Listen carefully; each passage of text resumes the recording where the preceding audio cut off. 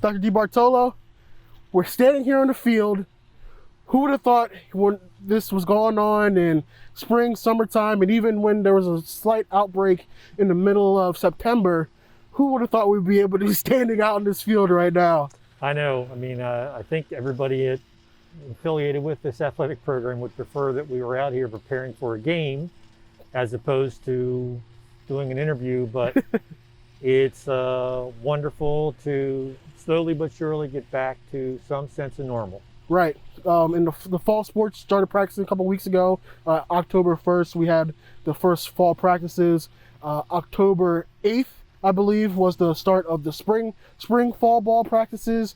And then starting in a couple days, winter sports will be starting up soon. How does it feel to be back out here, having the teams back out here practicing? And what was the kind of the preparation in order to get to this moment? I know that how devastating it was last spring when our student athletes had to stop abruptly in the middle of their season, some very successful seasons. We held out hope for as long as we could throughout the summer that maybe we'd be able to do this. And then slowly but surely, conferences decided they weren't going to compete. And at the end of the day, the NCAA just had to make that decision that there would not be any fall championships. And many conferences decided not to compete. And then we did the same with our winter sports through the end of December. So to have the opportunity for our student athletes to be able to practice and to be able to practice in as near normal conditions as possible, I can tell you is wonderful, because these men and women have dedicated their lives to practicing these sports. And for them now to be able to come out and at least to begin practicing in a modified version, I think is, you can tell there's a sense of relief on the part of the coaches. The student athletes are excited to be out here again with their peers, doing what they love to do, and that's practicing in their sport. Now, you said there were some certain modifications that had to be done. What were some of those modifications in order to make sure the student athletes, coaches, anybody involved are safe? Sure. So for us, and all NCAA sports, we had to make sure that they got through all of our athletic training protocols, which included some COVID-19 education. We had to do the education piece, as well as concussion testing and all of our screening process. Once they got through that, then our sports performance professionals went ahead and evaluated each group of student athletes in terms of their preparation and their readiness for practice. And once we got through those two, then they were allowed to begin, once we authorized it, practices. The first 10 practice days are being very closely monitored by our sports performance and our athletic training staff to make sure that we are slowly progressing. So we're basically going from small groups, and then we're increasing the size of the groups as we get further along. But it's nowhere near like a normal practice. But we're out here, we're trying to work on skills development, small-sided things. And while it's not normal, it's the best we can do right now. You were talking about these protocols where the athletic training coach, athletic training staff, the sports performance coaches are kind of monitoring each practice. Maybe one of the most important parts was the time from the little bit of a shutdown we had to the practice times. What did the athletic training staff and the sports performance coaches do during that time to ensure their safety? When we had that little bit of an uptick and we went to no practices and we were asked to close our athletic facilities, which we did, our athletic training staff went into helping with the testing protocols. So they were over helping and doing testing. Back then we were only doing PCR testing where the professional was putting the swab in. We're now at self-testing where they're putting our self-swab in. And our sports performance people were still monitoring and working on how they were going to go through the progressions of getting these. Once we started back up again and got the okay, then we had to continue that process, which put a halt in where we could start. But I think that, even given that delay, we always wanted to be careful that we were not going to do anything that was going to affect or hinder the safety and wellness of our student athletes and our coaching staff. You briefly touched on testing. What are some of the test requirements now that are being imposed on some of our student athletes to make sure that numbers don't go back up? Initially, when we started practicing, we agreed on surveillance testing where every student athlete would be tested at least once every 2 weeks.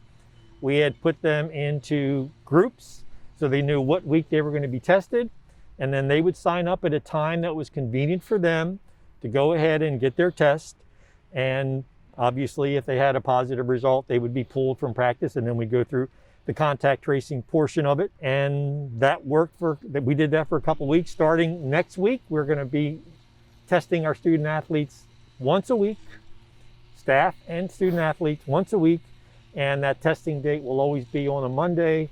So it's going to be an athletics only testing date because of the contact and the involvement. We just want to make sure that we're monitoring their progress. So we'll talk about getting the progress and all that stuff going forward a little bit later. Let's switch gears a bit to some of our intramural athletes and our club sport athletes. Have they been getting back into practicing, and is there any timeline into them competing back in competition? We have a number of club sports that decided they wanted to practice this fall. We have some other club sports who decided they did not want to practice this fall, given all the limitations. So those club sports that decided they wanted to practice, they were given the green light and the go ahead and to start practicing once the varsity sports were there practicing. We're asking them to be tested on a bi-weekly basis, our surveillance testing, to make sure they're okay. Every student athlete, every club sport athlete, while they're out practicing, must have a face mask on. We went ahead and purchased these breathable gaiters for all of our student athletes, but they must have a face mask on, and they must try to maintain as much distance as possible. But we know when you're competing, sometimes you're going to be right next to each other, and that's the reason for the face mask. We're also asking them to follow all the guidelines of sanitation and making sure that we're washing our hands and all those other things. So a lot of our facilities aren't completely wide open, but at the same time, we're trying to give them that opportunity. You talk about opportunities. You want to make sure that the student athletes have a chance to compete in the spring. Has there been any updates in terms of the CAC or the NCAA when it comes to perhaps the fall and winter sports playing in the spring season? In Division III, there will be no fall championships in the spring. That decision was made. The hope is that we'll still have winter championships and spring championships during the spring term. We're going to try to provide an opportunity for our fall sports to compete in some games in the spring. That includes our football program and the NJAC, as well as our other teams. The decision has not been made yet in terms of whether we're going to have conference championships in a number of those areas, but we want to give them the opportunity to compete. Right. The NCAA really wants to have winter championships and spring championships as long as we can meet the guidelines that are being recommended by the NCAA for, testing and protection and crowd control and transportation. Those are some significant issues for us, but we're going to do whatever we have to as long as we keep our student athletes safe. And if we're given the okay to go ahead and to compete, to try to have competitions for those student athletes. Next week was supposed to be homecoming week. There's always, whenever it's homecoming, there's a lot of activities on campus. There's a lot of games, there's a lot of things that involve our alumni as well as our current students. What are some of the changes that are going on for homecoming, and what should we expect? So obviously everything we're doing for homecoming is virtual. Yeah. And I think that we're trying to make it as homecoming friendly as we possibly can. We're introducing our Hall of Fame inductees. We hope to have a Hall of Fame ceremony in the spring. Obviously, don't know if that's going to be possible. We're putting out videos in the athletic side about remember when, where are they now type videos. We're trying to do whatever we can to sort of have that information being communicated. I know the alumni office is doing some things. So, while you can't physically come to campus, you can at least watch and see some things, and hopefully people will tune into those things and get the same feel, at least, that hey, things are happening, even though it's happening virtually. As we wrap up this video, and thank you for taking the time to talk No to problem. me again, how do you feel personally about, we're back in, in a modified basis, but seeing activity on these fields and on the track, out at Winter Place Park, on Mags? How does it feel for you personally for stuff to kind of be relatively back? Well, I will tell you, and I'll tell everybody out there who follows Salisbury University athletics and Salisbury University, when we shut down in March, the campus was pretty lonely and isolated. Many people were not even allowed to come on campus. In my role, I had to be on campus quite often. It's wonderful to have student athletes and students back on campus. It's wonderful to see them walking around. It's wonderful when they come in to use our athletic facilities, recreational facilities, and we're trying to provide as many of those opportunities as we can within reason and small numbers, etc. So, we know we're gradually getting ourselves back, and if we can continue this progression and keep, the positive rates down, we're going to try to continue to make more and more strides. I will tell you, however, I am so thankful about just the support that we're getting from everyone. Our Giving Day this year was phenomenal for us in athletics and campus recreation. Our club teams raised significant money. Our varsity teams did.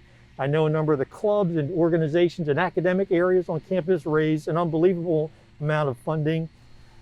We got some things happening on campus. We're just about done with our pool renovation. Right now they're working on the pool deck and doing a finishing on the pool deck.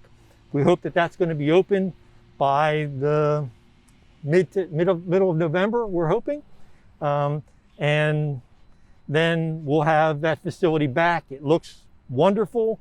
It's going to be a much better facility from a atmospherics perspective. So we're excited about that.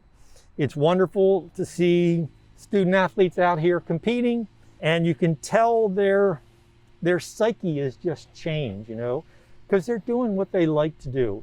So we're going to try to make it as normal as possible.